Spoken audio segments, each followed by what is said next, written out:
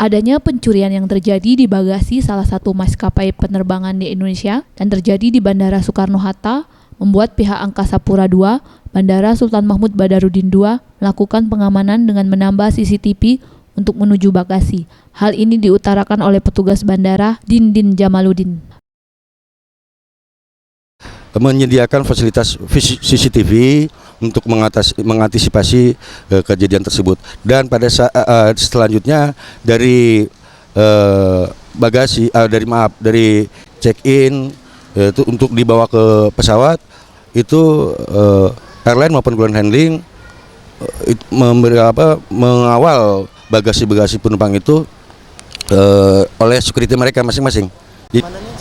Ya, kami melakukan lebih meningkatkan lagi pengawasan patroli terhadap titik-titik itu dan tempat-tempat lainnya.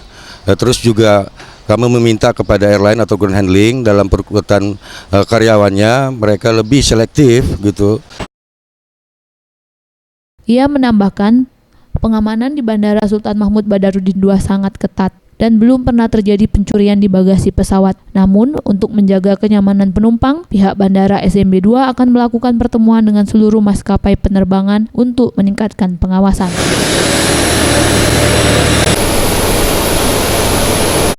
Peri Jatinugroho, Sriwijaya TV.